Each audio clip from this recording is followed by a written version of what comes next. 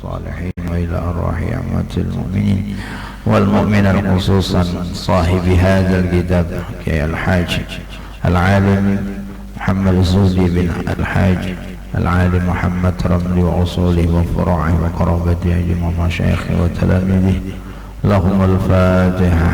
والله من الشيطان الرجيم. بسم الله الرحمن الرحيم. الحمد لله رب العالمين الرحمن الرحيم مالك يوم الدين إياك نعبد وإياك نستعين اهدنا الصراط المستقيم صراط الذين أنعمت عليهم غير المغضوب عليهم ولا الضالين آمين.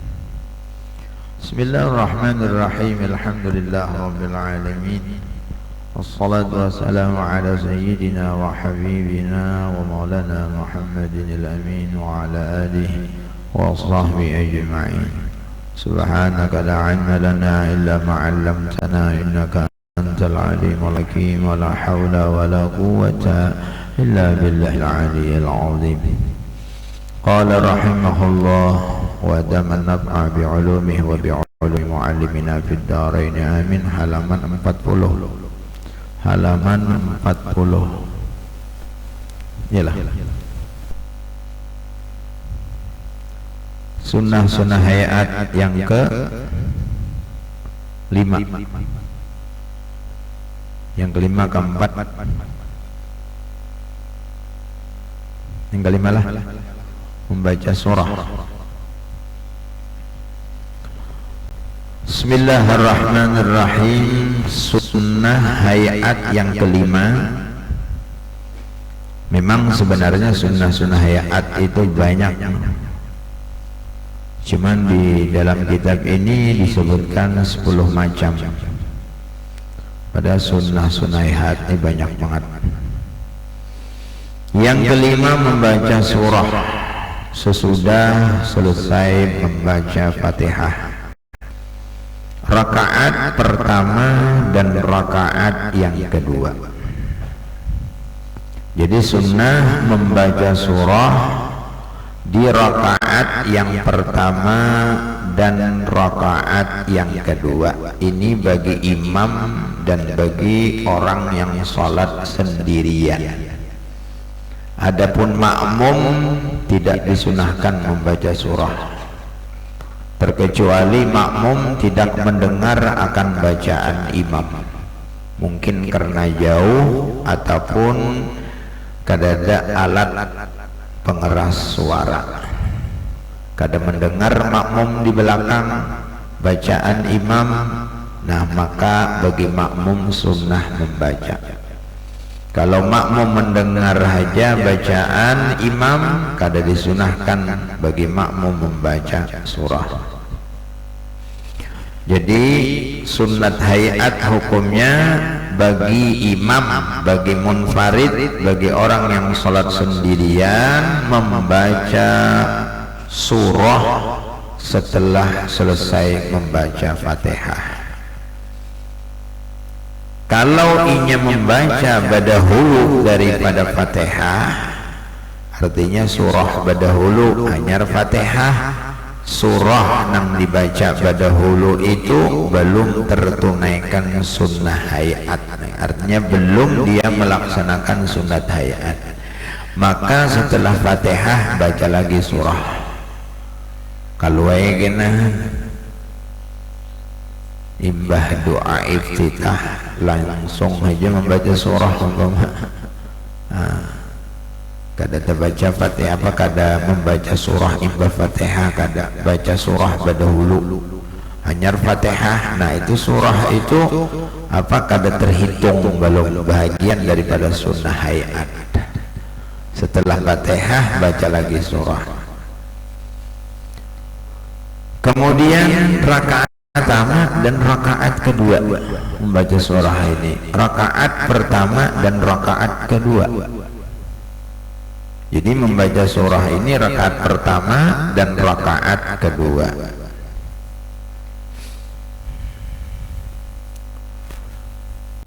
Jadi rakaat ketiga keempat kada disunatkan lagi membaca surah, cukup Fatihah aja. Artinya hanya membaca Fatihah, membaca yang rukun aja, rakaat ketiga, rakaat keempat. kecuali bagi orang yang masbuk, kecuali bagi orang yang masbuk. Contoh ini, kecuali orang yang masbuk nang kada lawan inya tadi masbuk rakaat lah, lain masbuk Fatihah, masbuk rakaat. Kalau masbuk Fatihah, Fatihah aja ditanggung oleh imam, apalagi surah. Ini masbuk rakaat. Contoh, kita ke musholla atau ke masjid, imam pada rakaat yang ketiga sembahyang zuhur, imam rakaat ketiga pada sembahyang zuhur, lalu dengan kita takbir, lalu baca Fatihah. Tuntung Fatihah kada sempat lagi kita baca surah. Kenapa? Karena imam rakaat ketiga. Karena imam rakaat ketiga imbah baca Fatihah langsung aja lagi kan rukuk, kada lagi baca surah, kada disunatkan lagi bagi imam membaca surah karena rakaat ketiga. Nah, jadi bagi makmum kada sempat nih, kada sempat inya di rakaat pertamanya membaca surah karena imam rakaat ketiga. Demikian juga rakaat keempat, imam berarti inya rakaat kedua, kada sempat dua membaca surah setelah membaca Fatihah, karena pada ketika inya membaca Fatihah imam rukuk, karena imam rakaat keempat kada baca surah lagi. Kesimpulannya makmum rakaat pertamanya, rakaat keduanya kada sempat membaca surah karena imam di rakaat ketiga, rakaat keempat. Jadi masbuk kan, kisahnya masbuk. Nah, pada ketika imam salam, inya berdiri untuk melanjutkan dua rakaat, rakaat ketiga dan rakaat keempat. Maka bagi makmum disunatkan rakaat ketiga, rakaat keempat ini membaca surah. Rakaat ketiganya, rakaat keempatnya baca surah. Kalau memang inya kada sempat tadi, rakaat pertamanya, rakaat keduanya, karena masbuk. Ini masbuk rakaat, lain masbuk Fatihah. Kalau masbuk Fatihah, kita datang umpama ke musholla, imam rakaat pertama sudah di penghujung daripada membaca surah, kita hanya takbir Allahu Akbar. Nah, rukuk imam, nang kayak apa kita rukuk ikuti imam juga. Fatihah kita gugur, apalagi surah. Artinya kita kada disunatakan membaca surah. Fatihah nang rukun aja kada diwajibkan kita membaca. Mutabaah lawan imam, ngikut lawan imam, artinya umpat rukuk juga. Nah, jadi tadi disunatakan membaca Fatihah rakaat pertama, rakaat kedua bagi imam dan bagi orang yang sholat sendirian. Adapun bagi makmum tidak disunatkan membaca surah kalau makmum mendengar akan bacaan imam. Kalau makmum kada mendengar bacaan imam, baik sembahyang itu sembahyang jahriyah, yakni sembahyang disunatkan jahar, imam banyaring cuman kada sampai ke belakang. Imam banyaring tapi kada sampai ke ujung, kada mendengar orang nang di ujung, makmum di ujung itu disunatkan membaca surah. Atau sembahyang sirriyah, sembahyang nang kada disunatkan banyaring, zuhur, asar, kan sembahyang sirriyah caranya itu. Nah, itu disunatkan bagi makmum membaca surah, karena kada mendengar bacaan imam. Memang imam kada disunatkan banyaring, zuhur lawan asar, nah itu sembahyang sirriyah. Nah, jelas sudah itu. Kada kawa surah nang pendek, surah nang panjang. Artinya kada kawa surah nang panjang nang pendek lah. Hafal qul huwallah aja, nang lainnya kada nang hafalnya. Itu pun gara-gara kerancakan ke orang aroh aja juga. Hafal banyak qul hu. Ayo aja rakaat pertama qul huwallah, rakaat kedua qul huwallah juga. Cuman membaca surah ini sunnah baurutan, artinya rintitan daripada tartib surah. Nah, tartib surah jangan naik tangga tapi turun tangga.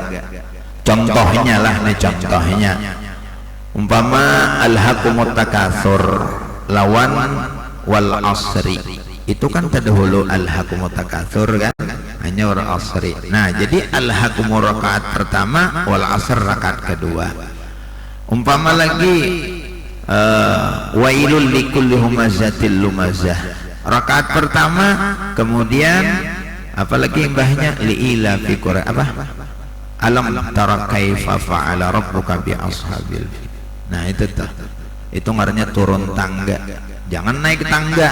Rakaat pertama umpama aja bang, rakaat pertama alam tara kai, rakaat kedua wailul likulli humazah, itu naik tangga ngarannya. Dan pulang surah itu rakaat pertama dianjurkan nang panjang, rakaat kedua pendek, itu dianjurkan. Rakaat pertama terpanjang, rakaat kedua terpendek. Ara'aital ladzi yukadzibu biddin, rakaat pertama inna a'tayna, rakaat kedua. Atau umpama rakaat pertama qul ya ayyuhal kafirun, rakaat kedua qul huwallahu ahad, kan terpendek kalau itu. Nah walaupun itu kan berjarak, itu jadi masalah. Nah jadi yang terpanjang rakaat pertama, rakaat kedua agak pendek. Kecuali kalau itu warid daripada Nabi, kecuali kalau itu memang mendatang dianjurkan oleh baginda Rasul Shallallahu Alaihi Wasallam, seperti mana Aisyah malam Jumat. Aisyah malam Jumat rakaat pertama sabbihisma rabbikal a'la, rakaat yang kedua apa? Rakaat yang kedua, nah rakaat kedua hal ataka hadithul ghasyiyah, itu kan terpanjang itu, hal ataka hadithul ghasyiyah. Nota panjang rakaat kedua, tapi itu warid daripada Rasul Sallallahu Alaihi Wasallam. Kemudian maghrib malam Sabtu, nah itu disunahkan rakaat pertama apa? Qul a'udzu birabbil falaq, rakaat kedua qul a'udzu birabbin binnas. Karena itu warid daripada Rasul, nah maka itu kadang menjadi masalah terpanjang rakaat yang kedua, terpendek rakaat yang pertama, karena itu warid daripada Nabi Sallallahu Alaihi Wasallam.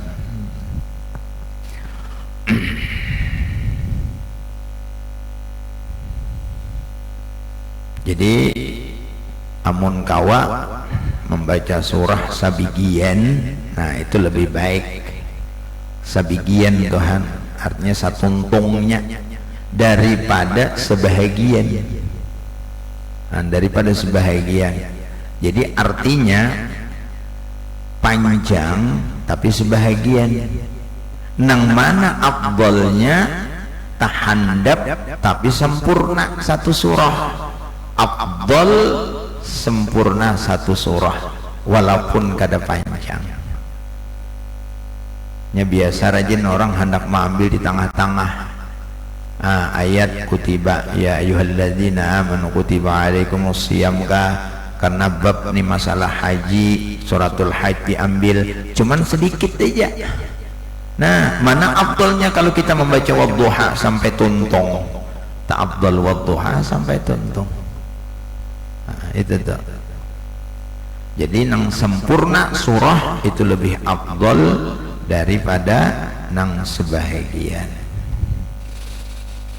Dan setiap surah itu diawali dengan basmalah, diawali dengan bismillahirrahmanirrahim, baik itu di awal surah ataupun di pertengahan surah, di awal surah ataupun di pertengahan surah. Jarang kita tuh menggawi, ini jarang lah, artinya kita mendengar. Biasanya kalau bulan Ramadan kan sehalaman, yalah sehalaman atau satu lembar, rakaat pertama kena rakaat kedua gitu juga. Nah sebenarnya itu tetap aja bismillah. Artinya pada ketika kita membaca kan, pada ketika kita membaca daripada surah di rakaat pertama baca aja bismillah, rakaat kedua pulang berbismillah aja pulang. Biasanya orang nggak ada berbismillah itu. Artinya rakaat pertama aja bismillah, rakaat kedua kada lagi bismillah. Padahal sunnah setiap membaca surah itu bismillah. Jadi walaupun kada di awal surah. Jadi tadi surah nang sempurna lebih afdol daripada nang kada sempurna. Walaupun nang kada sempurna itu panjang, lebih baik nang sempurna walaupun pendek. Kemudian lagi bernyaring membaca Fatihah dan surah rakaat pertama dan rakaat kedua pada sembahyang maghrib, isya dan subuh. Jumat nang kitu juga. Ayalah sembahyang Jumat benyaring juga, sembahyang Id hari raya benyaring juga. Nah, jadi ini sembahyang jahar ngarannya. Rakaat pertama, rakaat kedua sunat benyaring. Ini untuk sembahyang maghrib, sembahyang isya dan subuh. Contoh di sini, maksudnya sembahyang jahar yang disunatkan benyaring, diantaranya maghrib, isya dan subuh. Ini bagi imam dan munfarid, bagi orang yang menjadi imam dan orang yang sembahyang sendirian. Adapun makmum itu begamat aja membaca Fatihah. Imam makmum itu begamat aja Fatihah. Maksud begamat itu sekedar mendengar dirinya aja, jangan sampai memperdengarkan kepada orang lain. Artinya jangan sampai orang lain mendengar lawan bacaan inya. Bila sampai mendengar bacaan inya orang lain tuh, berarti itu namanya benyaring, itu ngarannya jahar, itu hukumnya makruh. Makruh hukumnya. Jadi sekedar kita aja nang mendengar. Jangan nang sasap dua sap mendengar, higa mahiga mendengar. Nah, jadi kalau kemahiran benyaring gimiti, pelumaknya digimiti sedikit, terganggu dihiga. Nah, jadi sunat begamat bagi makmum. Jadi nang benyaring ini hanya imam dan orang yang sholat sendirian. Nah, jadi kalau orang itu sembahyang sorangan tetap aja benyaring. Maghrib benyaring. Maksud benyaring bukan nang benyaring nang kayak jadi mempang. Artinya melebihi daripada nang didengar oleh dirinya. Maksudnya didengar oleh orang yang ada di samping. Andai kata ada mendengar orang yang ada di samping, nah itu jaharam sudah itu. Nah, jangan nang bakarimut nang kayak jadi makmum aja kada. Nah, tapi benyaring. Ini kalau sembahyang sendirian atau sorangan. Tapi kalau bibinian, kalau ada laki-laki yang bukan mahram, jangan benyaring. Walaupun sembahyang maghrib, walaupun sembahyang isya. Kalau sembahyang sorangan bibinian di rumah, tapi ada laki-laki yang bukan mahram, sepupunya kah umpama, sepupu sekali, sepupu dua kali, sepupu tiga kali, sepupu kawan umpama. Pokoknya artinya mahram. Apa bukan mahram? Nah, bukan mahram, orang yang halal nikah lawannya. Nah, itu sekedar mendengar dirinya aja, jangan benyaring. Itu bagi perempuan. Kemudian lagi membaca tasbih, sunat hayat, membaca tasbih waktu rukuk dan sujud minimal 1 kali. Nang baiknya 3 kali. Nang paling sempurna berapa? 9 atau 11 kali. Itu kalau sembahyang sorangan. Kalau nang pajang jadi imam talo kali gin cukup. 3 kali, jangan 11 kali membaca. Kasihan makmum di belakang ada nang salismaan, kena kada buhinak lagi. Kelembatan imam bangkit daripada sujud. Nah, jadi sunat baca tasbih di waktu rukuk, di waktu sujud. Jadi bacaannya subhana rabbiyal azim wa bihamdih rukuk, subhana rabbiyal a'la wa bihamdih. Itu bacaan sujud. Jadi kalau memang lawan kita artinya mau cepat juga, jangan ditinggal minimal 1 kali. Nah, 1 kali nang kayak yang tarawih aja nak baca cepatan. Jangan ada bacaan. Lebihnya baiknya 3 kali. 3 kali.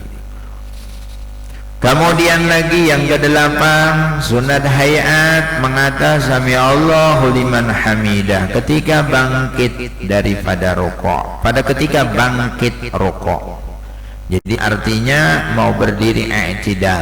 Nah, sunnah mengata sami Allahu liman hamidah. Setelah tegak Rabbana lakal hamdu atau Rabbana walakal hamdu. Sunat hayat mengata sami Allahu liman hamidah. Kemudian yang ke-9 memberi salam yang kedua. Salam yang pertama fardu. Kalau salam yang kedua ini hukumnya sunat hayat. Nah, jadi sunat memberi salam yang kedua ini dengan syarat kalau kada batal. Amun inya salam yang pertama assalamualaikum warahmatullah tut takan tut. Itu kada sunnah lagi salam yang kedua, bahkan hukumnya haram. Jangan salam kedua lagi. Kalau inya sudah menganggap sudah keluar juga daripada sembahyang dengan salam yang pertama adalah rukun, nah berarti keluar sudah daripada sembahyang. Biar tak antut tetap aja lagi salam, tidak, kada sunnah lagi salam yang kedua. Jadi artinya bila inya sudah apabila inya tak antut imbah salam yang pertama, kada disunatakan lagi salam yang kedua. Jadi salam yang kedua itu dilakukan sunnah hukumnya kalau tidak mendatang sesuatu yang membatalkan sembahyang. Jadi bila membatalkan ada yang membatalkan sembahyang, kada disunatkan lagi salam yang kedua. Yang ke-10 memalingkan muka. Lain dada lah, muha haja dipalingkan ke kanan dan ke kiri ketika memberi salam. Salam yang pertama palingkan muha ke kanan, salam yang kedua palingkan muha ke kiri. Nang dipalingkan hanya muha, tapi posisi dada tetap mengarah kiblat. Nah, ini hati-hati benar nih. Jadi muha, apalagi kalau kita tuh bepaling, kalau kita bepaling belum sempurna mim alaikum, sudah bepaling dada yang terpaling itu bahaya. Nah, jadi kita ucapkan assalamualaikum warahmatullah itu aja muha bepaling. Assalamualaikum warahmatullah aman. Tapi assalamualaikum warahmatullah. Nah, mim alaikum belum tuntung ke sini dah. Nah, dadanya ke sana. Terpaling daripada arah kiblat, batal sembahyangnya. Nah, jadi posisi dada ini tetap arah kiblat, nang berpaling ini moha haja. Nah, jadi hati-hati jangan sampai kita berpaling dada yang pada ketika kita mengucapkan mim alaikum belum lagi. Ya masih manding kalau kita mengucapkan assalamualaikum warahmatullah, masih manding itu karena sudah mim alaikum, sudah salam. Jadi andai kata tetap apa lagi kita tetap, cuman kada disunahkan memalingkan dada, nang disunahkan ini muha nang dipaling. Nah, saapa memalingkan muha tuh kira-kira orang nang ada belah kita nih melihat lawan kedua nih pipi sebelah kiri kita, orang nang samping kiri. Pada ketika kita berpaling sebelah kanan, orang nang di sebelah kiri kita melihat lawan pipi kita nang kanan. Artinya bujur-bujur berpaling. Assalamualaikum warahmatullah. Nah, orang yang ada di kanan melihat lawan pipi kita di sini. Tapi assalamualaikum. Nah, ya. Assalamualaikum. Mana anak melihat di sini? Berbahaya berpalingnya. Assalamualaikum warahmatullah. Assalamualaikum warahmatullah. Pindah santai benar. Assalamualaikum warahmatullah. Assalamualaikum warahmatullah. Pindah pasti ya. Kada dapat pahala sunnah berpaling itu sia-sia itu pengangalang. Nah, jadi bujur-bujur berpaling. Tuh kada pemaling ngarannya itu. Jadi bujur-bujur berpaling itu. Jadi berpaling ke kanan, berpaling ke kiri. Nah, kemudian lepas doa iftitah, ada kan di sebelah nomor 3 itu disunatkan membaca doa iftitah. Nah, lepas doa iftitah Allahu akbar kabira walhamdulillahi katsira subhanallahi bukratan wa asila wajjahtu wajhiya lilladzi fatara as-samawati wal arda hanifan muslima wa ma ana minal musyrikin inna salati wa nusuki wa mahyaya wa mamati lillahi rabbil alamin la syarika lahu wa bidzalika umirtu wa ana minal muslimin. Nah itu biasa nang terbanyak tasalah membaca inna salati, padahal bacanya inna salati, inna salati kada direit non kesat kada tuh kada ada alif lamnya di situ. Nah, lawan di situ dalam ilmu nahu itu kan ada apa ya mutakallim di situ inna salati inna salati. Artinya Allah maha besar, lagi sempurna kebesarannya dan puji-pujian yang banyak bagi Allah. Maha suci Allah, pagi dan petang kuhadapkan mukaku kepada Tuhan yang menjadikan langit dan bumi. Keadaanku cinta kepada agama yang benar, lagi berserah diri dan tiada aku dari orang-orang yang menyekutukan Tuhan. Sembahyangku, ibadatku, hidupku serta matiku bagi Allah yang memiliki sekalian alam, tiada bersyarikat baginya, dan dengan demikian aku diperintah dan aku dari golongan orang-orang muslim. Jadi baik benar di sini maknanya nih. Ini pernyataan pengakuan kita. Inna salati wa nusuki wa mahyaya wa mamati lillahi rabbil alamin. Salatku, ibadahku, hidupku, matiku karena Allah, lillahi rabbil alamin. Pengakuan kita. Cuman kadang-kadang pengakuan ini kadang bujur diaplikasikan kita, kadang diterapkan bujur hanya pengakuan di lidah aja. Seperti kita sembahyang bukan karena Allah untuk dipuji. Ketika kita melaksanakan ibadah bukan karena Allah, umrahnya bukan karena Allah, hajinya bukan karena Allah, Qur'annya, bacaan Qur'annya bukan karena Allah, zikirnya bukan karena Allah. Tapi waktu kita baca diri kita mengakui ibadahku hanya untuk Allah Rabbil Alamin. Demikian hidupku, matiku lillahi Rabbil Alamin. Itu pernyataan dari kita. Sementara dengan hidup kita digunakan bukan karena Allah, tapi hidup kita digunakan untuk hal yang sia-sia, digunakan hal yang kada manfaat, bermaksiat kepada Allah, melakukan hal-hal yang dilarang dan dimurka oleh Allah. Sementara dengan kita mengakui hidupku hanya untuk Allah. Ini pengakuan aja lawan kita. Inilah diantara daripada sunnah-sunnah hayat. Memang sunnah-sunnah hayat itu sebenarnya banyak lah, banyak. Ini hanya 10. Nah, makanya sudah kita sebutkan sunnah-sunnah di dalam sembahyang itu hampir 1000. Ada yang mengatakan 800, ada yang mengatakan 500. Nah, kita sebahagia mengetahui yang ada di dalam kitab ini, dalam sunnah di dalam tangga ibadah hanya disebutkan. Kemudian selagi akan datang kita membahas tentang pembatal sembahyang. Nah ini penting benar, harus dijaga pembatalnya. Kalau mendatang salah satu di antara pembatal ini, maka sembahyang kita hukumnya tidak sah.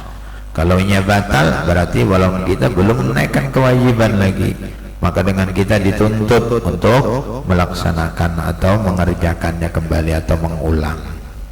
Wallahu a'lam bishawab. Halaman 42. Biar aja ditandai lah kalau kau kada ingat.